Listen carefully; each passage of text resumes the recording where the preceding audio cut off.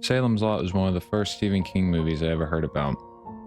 That vampire peering over the mansion at me was always so creepy and cool.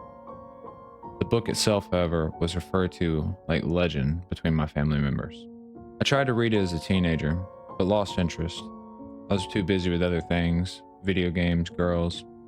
I returned to reading around 20 years old, and one of the first books I picked up was Salem's Lot. That VHS cover from the past seemed to call out to me. That read-through is now one of my fondest reading memories as I switched between reading the paperback version and the Audible version as I unloaded trucks underneath the midnight moon. Now I'm on my journey to read all of Stephen King's work in order of publication to see how he evolved as a writer from book to book. Get your crosses ready, because today we're going back to Salem's Lot.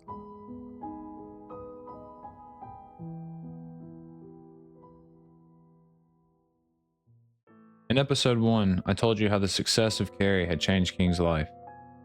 Well, the story for Salem's Lot actually starts a little bit before that.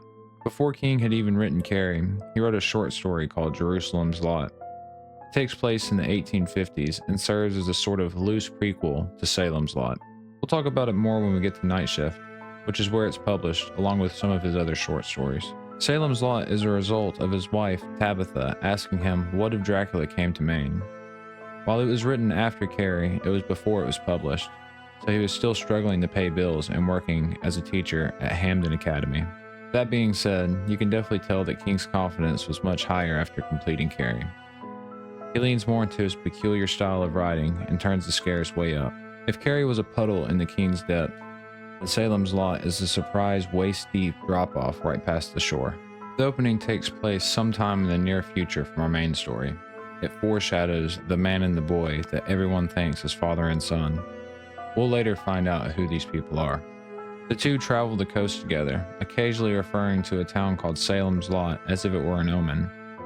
The man uses money that he gets from selling a book to travel to Mexico, and every other week he travels to Portland, Maine to get news on what's going on in the town of Salem's Lot. He brings a newspaper back with an article inside of it titled Ghost Town in Maine. It talks about the town of Jerusalem's Lot, or just Salem's Lot, or the Lot, to locals. It discusses how it became a ghost town seemingly overnight, with people going missing or moving away from the lot, and the ones that do move away refuse to talk about it. It also talks about a fire that happened in 1951 that almost burnt down the whole town. This fire is called back to by multiple characters throughout the book. Now that we're done with the prologue, we can get started with our story. We're introduced to our hero, Ben Mears, an author returning to a town of his childhood for inspiration on his new novel. This is the first time that King makes the protagonist of the book an author, which makes sense because it's only his second novel. This won't be the last time that King makes the protagonist an author in this series. As Ben enters the lot, it briefly describes how idyllic and quaint the small town is. He's apparently looking for something he hasn't seen since he was 6 and was last in the town, subtly hinting at his history with the lot. He also briefly reminisces about his wife Miranda, who died in a motorcycle accident. As he turns into the main part of town, he sees the place that he was looking for. From here, the town was not visible, only the trees, and in the distance, where those trees rose against the sky, the peaked, gabled roof of the Marston house. He gazed at it, fascinated. Ben is shocked that the house is still there, and how the town seems to have not changed much. These descriptions are important, as the Marston house and Salem's Lot almost end up being characters themselves. The house itself looked toward town. It was huge and rambling and sagging, its windows haphazardly boarded shut, giving it that sinister look of all old houses that have been empty for a long time. The paint had been weathered away, giving the house a uniform gray look. Ben debates entering the house, but decides to do it later, and that for now he would just go into town and try to lease it. He also says that if he does lease the house, that he won't go upstairs, yet it doesn't tell us why. The story starts off strong and intriguing, and it just bleeds Stephen King energy right from the jump. Unlike in Carrie, which had very unconventional structure, Salem's Lot has chapters. Chapter 1 is titled Ben, and we learn about Ben. Chapter 2 is titled Susan, a name that I guess Stephen King really liked at the time, and we learn about Susan, another one of our characters. Ben is sitting at a bench in the park later that day when he notices that a pretty woman is staring at him. He walks over to her to ask if they know each other, and it turns out that she's reading his novel. We get a string of poetic lines that hint at their meeting being important without outright saying it. The woman is Susan Norton. They end up getting ice cream together, where they're discussing their careers, and Susan asks Ben what he's doing in the lot, to which he says that he's writing a novel. The dialogue is mostly good here, but it dips at some points. Before they part ways, they agree that they'll meet later for a movie. We're introduced to a man named Parkins Gillespie, the constable of the town. It switches to his perspective as he and another officer watch Susan and Ben walk out together and say this: "Floyd Tibbetts ain't gonna like someone making time with his woman. They ain't married and she's over 18. Floyd ain't gonna like it." This gives us the everybody knows everybody vibe and foreshadows at a bit of conflict. The scene ends on them saying that Ben was trying to rent the Marston house and that he was crazy for it. Susan gets home and tells her mother about meeting Ben. Her mother is skeptical about him and then brings up the Floyd character to Susan, who is apparently who she was seeing before. We start to get the feeling that the whole town is going to be against Susan and Ben's potential relationship. As Susan leaves, her mother makes phone calls trying to get more information on Ben. We cut to Ben and Susan after their movie date, where we get a somewhat random feeling lore drop about the Marston house history through Ben's thoughts. We learn that a man named Hubert Marston lived there, an older eccentric type. Someone had found his wife with her head blown off, and then later the police found Hubert Marston himself in the upstairs room hanging from the rafters. Ben is pulled from his thoughts as Susan asked him about the time that he apparently went to the Marston house himself as a child. He tells her the story about how his childhood friends had tricked him into going into the house. He thought the house was haunted, but he was determined to go into the master bedroom and bring something out to show them. He says he opened the door and saw Hubert Marston's decayed body swinging from the rafters before opening its eyes and looking at him. Susan asked him if he really thinks that's what he saw, and he tries to rationalize it, showing that it deeply affects Ben even to this day. As they spend the rest of the night together, where they share a kiss and make plans to have dinner the next night, they notice that at the top of the Marston house, there's a light on. The next chapter is called The Lot, and we get to learn about the town. There's quite a few townspeople introduced here. A common complaint that I see about this book is that it goes too in-depth with inconsequential characters, and while I can see why people might think that, I have to disagree. As I said before, the town itself feels like a character, and this chapter does a good job on building that character from a mundane, regular town to one with a distinctly dark undertone. While some of the townspeople are normal, there's also a lot of disturbing things going on in the lot. We're introduced to the McDougal family, where a woman beats her baby out of compulsion. And then Mike Ryerson, the gravedigger, who finds a dead dog hung from the cemetery gates. There's multiple setups here, and the story starts to lean more into horror. The most important character we meet here is Mark Petrie, a small boy with glasses. Richie, the school bully, makes fun of his glasses, but Mark doesn't back down. When Richie attacks, Mark trips him and twists his arm behind his back, winning the fight against someone much bigger than him. We'll see more of Mark later. We then meet a man named Lawrence Crockett, the town's second selectman. As he walks to a cafe, he sees that there's a car parked at the Marston house. We then learn that it was him that sold the Marston house to a man named Straker. We get a flashback to the deal that was apparently one of the strangest deals that he had ever made. Straker, a strange bald man with abnormally long fingers, has come to make a deal with Larry in which he gets the Marston house and the laundromat for $1. In exchange, he hands Larry the deeds to some land where a mall is going to be built worth millions of dollars. He claims that him and his partner, a man named Barlow, are going to open up a furniture store and the closed laundromat. All that Larry has to do is give him the rights to the house and the laundromat and a couple of favors when Straker asks, to which Larry agrees. Later, after Ben and Susan have dinner together, where Ben and her father hit it off as fast friends, we get a scene where two boys are walking home in a dark path at night. This is our first real moment of something that King really excels at, writing adolescence. Almost all of his most popular works revolve around children characters, and he always manages to relate them to the reader through timeless lessons and moments that we all seem to have growing up. It all started right here, as Danny Glick teases his brother Ralphie about haunted woods and quicksand. They then hear the sound of tree branches cracking and popping around them, and then Ralphie, the younger brother, sees something. "I see it! I see the ghost! I see it!" Terror, like hot iron, leaped into Danny's chest. Wires seemed to have run up his legs. He would have turned and run, but Ralphie was clutching him. "Where?" he whispered, forgetting that he had invented the ghost. "Where?" He peered into the woods, half afraid of what he might see, and saw only blackness. We're left on a cliffhanger for now, only telling us that dark consumed them.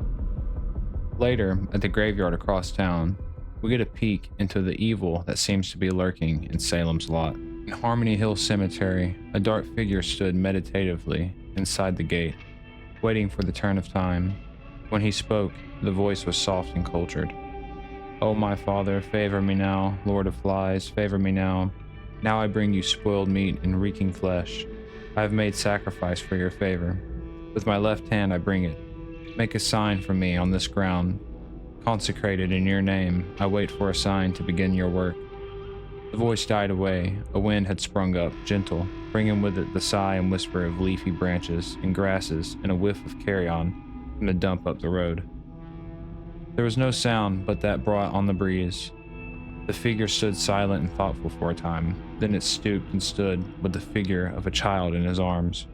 "I bring you this." It became unspeakable. People complain that this book is too slow at times and hard to get into. Even my sister and a good friend of mine seem to have the same complaints. Maybe it's a bias of mine, but I feel like it's a roller coaster ride right from the start. We have the mysterious author and the boy from a future date keeping tabs on the infamous ghost town of Jerusalem's Lot. Then we get the story. Ben, the author, coming to the lot to write his tale with hopes of inspiration from the haunted house of his childhood. We have the drama of small town life as Susan is the bait to the trap of a love triangle, all while a seemingly sinister plot unravels under the secrecy of the town's second selectman. First the dog on the cemetery gate, and now the Glick boy, offered up as sacrifice. By the end of the third chapter, we have our story, our classic web of consequences, and we now know that something is definitely going on at Salem's Lot. Meanwhile, Straker and Larry Crockett are having arrangements to have a large box shipped to the Marston house. Later, the men who Larry sets up to do it notice that the box is from England and has the name Barlow and Straker on it. One of the men is later locking the Marston house up when he sees a bundle of clothes that matches the description of what Danny Glick was wearing when he went missing.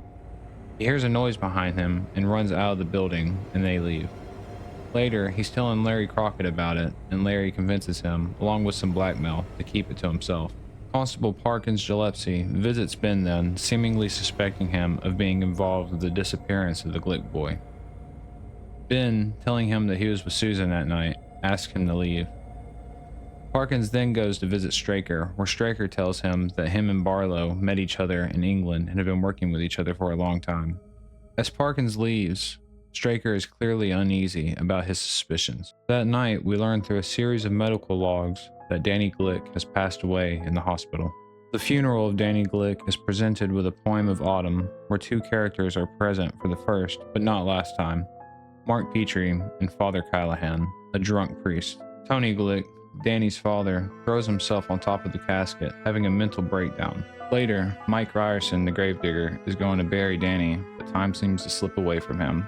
He then becomes completely possessed, with the Marston house in view. He starts reciting some of the strange Lord of Flies prayers from earlier.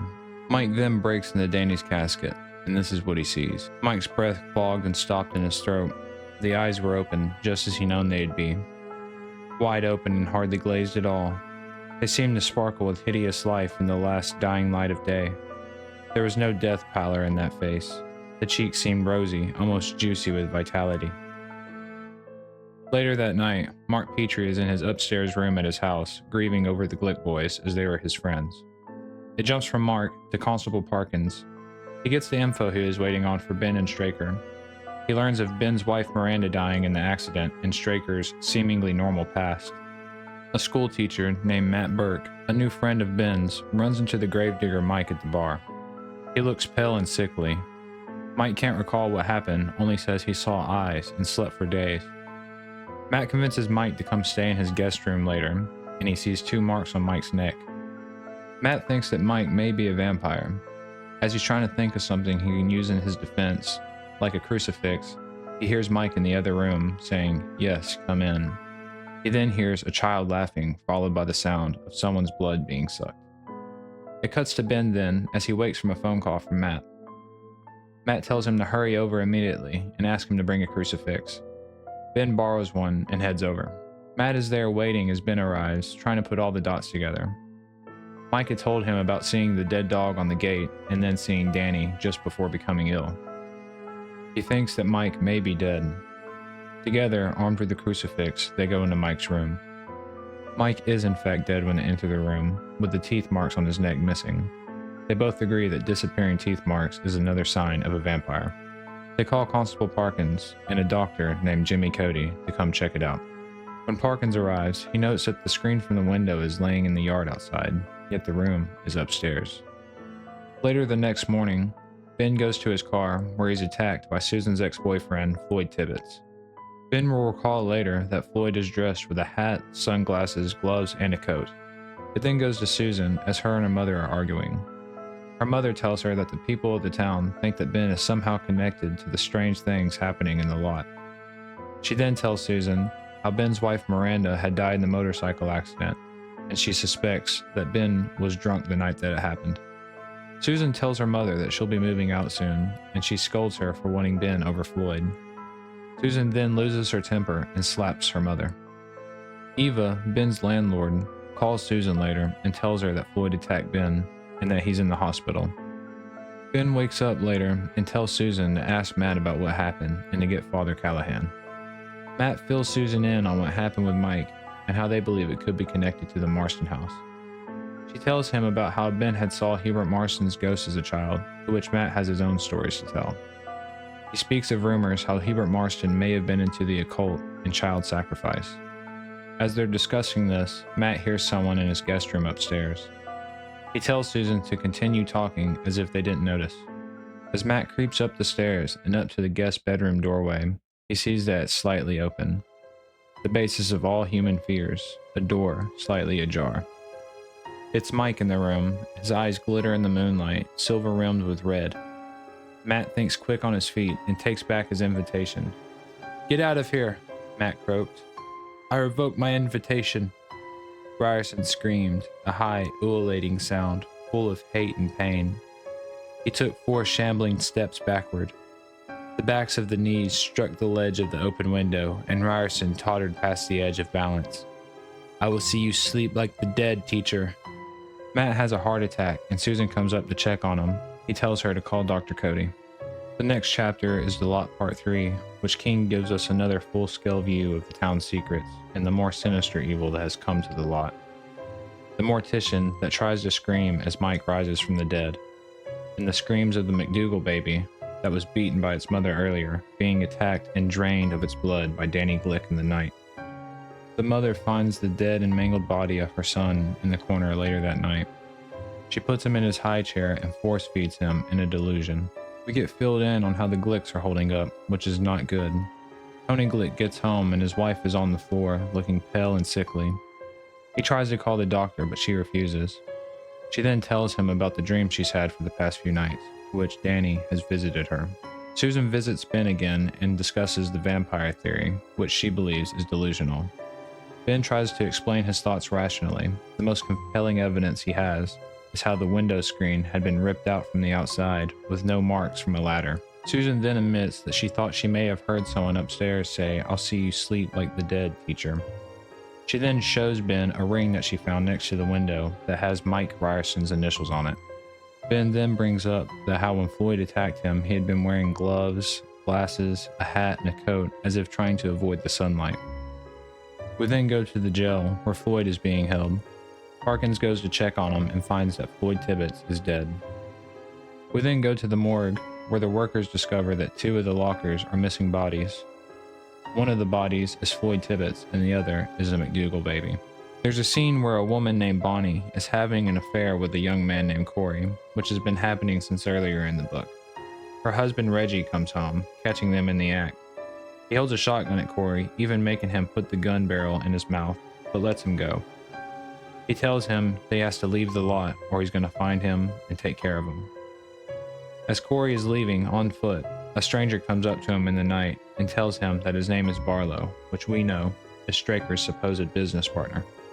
"My name is Barlow, if that eases you," and and he burst into laughter again, his eyes twinkling and shining. Corey felt a smile creep onto his own lips and could scarcely believe it. His troubles seemed distant, unimportant, in comparison to the derisive good humor in those dark eyes. Barlow is able to read Corey's mind and sympathizes with him over the affair. From his pale complexion and his power of influence, we can guess that he's the master vampire. He tells Corey that he doesn't have to leave the law after all. Then we get one of the most iconic scenes in all of horror. Mark Petrie is in his room when he hears scratching at his window. He turns and sees Danny Glick floating outside, black and red-rimmed eyes and blood-soaked face. They lock eyes, and he tells Mark to let him in so they can play. Mark is overcome by Danny's mind control and nearly succumbs to Danny's demands. Yet, if you looked in those eyes, it wasn't so bad. If you looked in the eyes, you weren't so afraid anymore, and you saw that all you had to do was open the window and say, "Come on in, Danny," and then you wouldn't be afraid at all, because you'd be at one with Danny and all of them, and at one with him. You'd be, "No, that's how they get you." Mark is able to relinquish himself from Danny by remembering this poem. The rain in Spain mainly falls on the plain. In vain he thrusts his fist against the post and still insists he sees the ghost. It's the only memory not only strong enough to be remembered over the influence, but also enough to overpower Danny's hold on him entirely.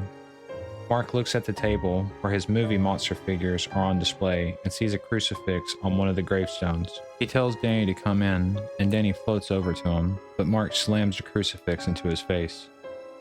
Danny falls out of the window and disappears into the night. A few minutes later, Mark's father comes up, hearing a noise, but Mark convinces him it was just him calling out in his sleep. This is something we've seen shimmers of throughout Salem's Lot, but here's a good spot to point it out. King loves poetry, and always has. Even the bond between him and his wife, Tabitha, started with their shared love for poetry. It's no surprise to find that poetry finds its way into many of King's central storytelling, even saving Mark. The vampirism, which is hard to deny to our characters that know, is spreading throughout the town like a disease. King does a good job of leaning into the characters that are more important, and honestly, it's a lot of them. Now that we know what the problem in the town is, it's about time that our heroes get together and do something about it. The next chapter opens with Ben in his hospital room. Susan calls from Matt's room, telling Ben to meet her there. They meet up, and Matt tells him what happened with Mike. Susan is hesitant to believe still, but they agree to move forward as if they were right. They make a plan to get Dr. Cody to do an autopsy on Danny Glick. Dr. Jimmy Cody arrives, and Ben asks him about the McDougal baby and Floyd Tibbetts.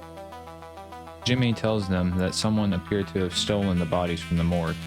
They fill Dr. Cody in on the vampire theory, and he agrees to do an autopsy on Danny Glick.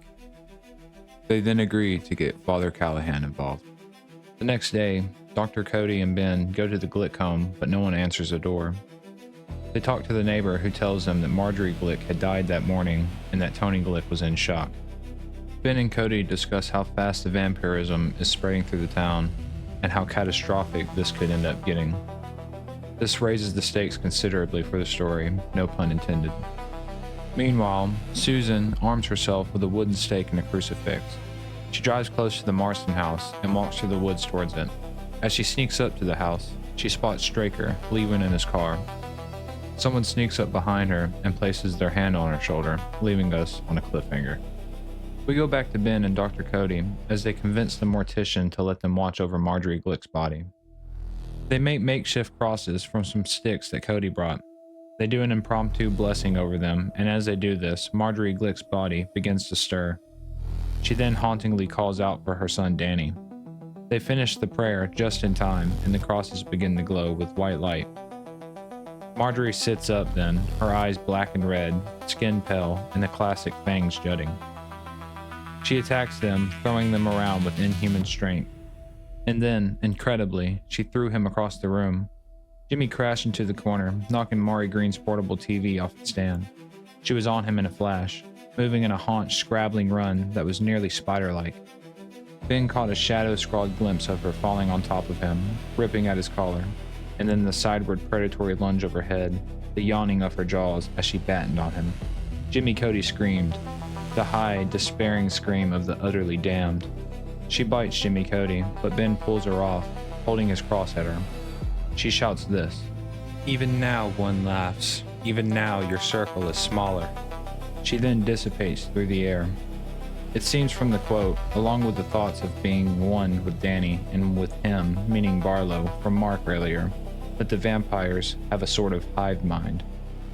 Jimmy disinfects the bite and then pulls out a needle, filling it with antibodies. Ben injects it for him, and they test to see if he's turned by placing a crucifix against his skin. They conclude that he's safe after nothing happens. This is a classic what if Dracula came to Maine moment, as they're able to use modern medicine to reject the vampirism. Ben and Cody now know that the vampires are real and taking over the lot. We then go back to Mark Petrie, who's walking to the Marston house himself. It's him that's standing behind Susan, and they team up together and go to the Marston house, intent on killing the vampire. They break into the house and try to go to the cellar, but Straker is there waiting on them. He knocks Mark unconscious. When Mark wakes up, Straker is standing there with a rope. Mark asks him what happened to Susan, and Straker tells him this: "I have taken her where she wished to go, my boy, into the cellar. Later, when the sun goes down, she will meet the man she came here to meet. You will meet him yourself, perhaps later tonight, perhaps tomorrow night. He may give you to the girl, of course, but I rather think he'll want to deal with you himself. The girl will have friends of her own, some of them perhaps meddlers, like yourself." Mark tries to break free but is unsuccessful. As Straker ties him up, he remembers a book he read on Houdini. He holds his breath as he's being tied, leaving him enough space to wriggle free later. Before Straker leaves, he tells him that he'll be turned later and then sent to turn his own parents. Mark is able to free himself and breaks off one of the legs from the bed in their room. He waits above the door, wielding the leg, and when Straker comes in, he bashes him in the head. Mark hits him again and thinks that he's dead, but Straker grabs his ankle. Mark hits him one more time before running downstairs and calling into the cellar. "Susan!" he screamed. "Run!" Mark?" Her voice sounding weak and dazed. "I can't see, it's dark." There was a sudden booming noise, like a hollow gunshot, followed by a profound and soulless chuckle. Susan screamed, a sound that trailed away to a moan and then to silence. Barlow tries to convince Mark to come down, but Mark refuses, saying that he knows that his name is Barlow. He then escapes and runs all the way home. We now know that Barlow and Straker are one step ahead of the group. The next night, Susan comes to Mark's window just like Danny did, telling him that there are many more vampires now and that one of them will get him. We then go back to Matt Burke's hospital room, where Father Callahan has finally arrived. Matt is trying to get Callahan to help him, and Callahan tells him this: "I may be a poor excuse for a priest. At times I've thought so, a bit jaded, a bit cynical, and just lately suffering a crisis of, what? Faith, identity? But I still believe enough in the awesome, mystical, and apatheotic power of the church which stands behind me to tremble a bit at the thought of accepting your request lightly." This is the perfect quote to sum up Callahan's character. A bit jaded, but still takes his faith seriously. I have to admit that this is one of my favorite Stephen King characters. It doesn't exactly tell us what Matt asked for, but Callahan agrees. Later at his house, Callahan begins to believe that the vampires may be real, and he admits to himself that he fears for his immortal soul. The next chapter, The Lot 4, gives us another bird's eye view of what's going on in the town, except for now the evil has spread deep within the lot.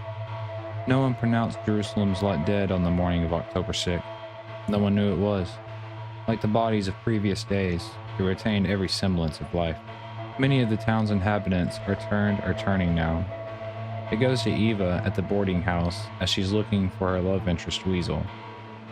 As she comes out of Weasel's empty room, she runs into Mark Petrie. He says that he's there to talk to Ben. She says that Ben's asleep in his room, and Mark says that he'll wait for him. A sheriff and another cop find Susan's car outside the Marston house. Barlow and Susan come out to meet them and take them. Ben and Mark finally meet, and he tells Ben about Straker and Susan being turned. They go to Susan's car together and find one of the cops' guns laying on the ground. Ben then tells Mark that they have to meet Matt Burke, and then after that they're going to kill Barlow. Ben, Mark, Matt, and Jimmy Cody all meet together to discuss what they know and to make a plan. They deduce that Straker was Barlow's human familiar, and that Ralphie and the dog were sacrifices for Barlow. Matt tells them that they will need steaks and holy water, and that Ben will have to be the one that stakes Susan because he slept with her. It goes back to Eva briefly, where she smells something rotting. This hints that something or someone is hiding in the boarding house. They meet up with Father Callahan at the rectory and head to the Marston house. As they approach it, Callahan can sense the power coming off of it. He rebukes the evil, throwing his crucifix into the door, which makes the windows burst out and heats up the padlocks. We get this reaction from him. Callahan withdrew from the door, trembling. He looked down at the cross in his hand. "This is, without a doubt, the most amazing thing that's ever happened to me in my life," he said. He glanced up at the sky, as if to see the very face of God, but the sky was indifferent. They get into the house and go upstairs to the main bedroom, where they find Straker, tied upside down and mutilated.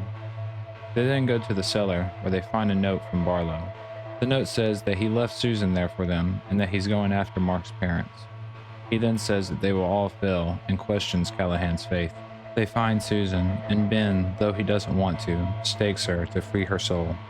This makes defeating the vampires personal for Ben. Ben and Dr. Cody go back to Matt to tell him what happened and that Callahan and Mark have gone to protect Mark's parents. Matt tells them that they have to find Barlow's new hiding spot now that Callahan has blessed the Marston house and he can't return to it. He also says that Mark's parents may have been bait and that they could be in trouble. Dr. Cody tries to call, and when he comes back, all he says is that he's got them. Mark and Callahan are at Mark's trying to tell his parents what's going on, but they both obviously think it's impossible. As they argue, the power goes out. This is arguably the best scene in the book. Barlow enters the house and kills Mark's parents instantly. He holds Mark as Callahan holds his cross up to him. They have a standoff. Barlow then offers this to Callahan. "Should I reprieve the boy, save him for another night?" "Yes," softly, almost purring, Barlow said. "Then will you throw away your cross and face me on even terms, black against white, your faith against my own?" "Yes," Callahan said, but a trifle less firmly. Barlow releases Mark, and he spits in Barlow's face before telling him he would kill him and flees. Callahan doesn't throw his cross away, but the light within the cross slowly fades, symbolizing the fading of Callahan's faith. Barlow reaches out and breaks the cross as it fades out completely before biting Callahan. We pick back up on Callahan later as he walks aimlessly through the lot and burns his hand on a church door. Whether it be from his faith or his unwavering resolute, Callahan seems to remain himself even through the vampirism. He buys tickets to New York City, and Father Callahan leaves Salem's lot. Mark makes it back to Ben and the crew and tells them what happened with Callahan and his parents. They ask him if he noticed anything about Barlow that might help them find him, to which Mark says that he noticed he had chalk on his hand. They think that he may be at the high school because of this. We go back to Eva at the boarding house, where we find that she too has been turned by her love, Weasel. We also find out that Barlow is hiding here now. Ben, Mark, and Jimmy search around town for Barlow, as it turns out that he's not in the high school after all. They look inside the furniture store, where they find vampire Mike Ryerson. They decide that they're going to mark where all the vampires they find are, and then come back later to kill them. As they go around marking the locations that they find the vampires, Matt has another heart attack in his room, this time succumbing to it. Meanwhile, Jimmy realizes that the chalk on Barlow's hand could have come from the pool table at Eva's boarding house. Jimmy and Mark go to Eva's boarding house to find Barlow, but Jimmy falls into a pit of knives going into the cellar that Barlow had left. Mark then goes back to Ben, who stayed behind to make more stakes, what happened to Cody. They then go to Matt and find out that he had died of the heart attack, making them the only two left of the group. Ben and Mark make their way to Eva's and into the cellar past the trap. They find a hidden door, which Ben breaks into with an axe. The room is filled with vampires, and Barlow lays in the coffin asleep. But he wakes and makes eye contact with Mark. Mark, under the influence of Barlow, grabs Ben's gun and almost shoots him, but Ben is able to knock him unconscious. As Ben grabs the hammer and stake, Barlow wakes up fully and tries to sit up. Ben plunges the stake into Barlow's chest and slams it in deeper into his heart with a hammer. He does it again and again until Barlow fades into bones and the leftover jewelry that he wore. The rest of the vampires wake up and surround Barlow's casket as Ben carries Mark out to safety. He tells them that he will return to kill the rest of them. Ben and Mark, having finally defeated Barlow, leave Salem's Lot. Ben returns to Eva's boarding house the next day and retrieves his manuscript and takes Jimmy out of the cellar and buries him. The epilogue gives us a few excerpts from the newspaper showing us that things are still not good in the lot. People continue to go missing and animals wind up dead. Ben and Mark, who we now know are the mysterious man and boy from the prologue, return to Salem's Lot. They start a fire, intending to burn the whole town down, just like in the fire of 1951. Salem's Lot released with modest hardback sales, around 26,000 sales initially, but then blew up when Signet published the paperback version. The hardback released in October of 1975, just a few months after Carrie had been published and made his first small fortune. In the 70s, vampires were really popular, but not in the same way they are now. Vampires were often gothic and archaic, made popular from the Hammer and Universal monster films. King is credited with modernizing the vampire, leading to a renaissance of modern vampire content that is still prevalent to this day. Salem's Lot is a clear jump up from Carrie, with the missing main ingredient that held Carrie back: characters. Such rich diversity and distinct characteristics. The drunk priest Callahan, the brave and monster-informed Mark Petrie, and the strong, open-minded Ben Mears. They all work together so well and create a story amongst themselves that stretches past just vampires. The vampires don't disappoint, however. The truly iconic moments back to back, the creepy ruthlessness of them, and the rules that make the reader feel like they're part of Ben's team as we follow them. It may be a slow burn at times, but I truly think this is some of King's best work. I give Salem's Lot 4 out of 5 stars. Having finished Salem's Lot, and following the success of Carrie and the death of his mother by cancer, King decided that he wanted to change his scenery. He moved his family to Boulder, Colorado, famously picking the location randomly from an atlas. He and his wife ended up being the only guest one night staying at the Stanley Hotel as it was about to close down for the winter. He had a nightmare that his son was being chased through the hotel by a haunted fire hose. This was his inspiration for his next book, a young couple and their small child stuck in a haunted hotel for the winter. Thanks for watching the second episode on Salem's Lot and my series where we cover all of Stephen King's books in order of publication. Always loved this movie as a kid, and as an adult, this is one of my favorite books. Make sure you subscribe so you can stay up to date with every new episode, including the next one, The Shining. And also, my debut horror novel, Evergreen, will be releasing sometime in early May or late April. As soon as it comes out, I'll have a mailing list set up in each of the video descriptions so you can click and get your information and free chapters. Thank you so much for watching my episode, and subscribe so you can catch the next one. Thank you.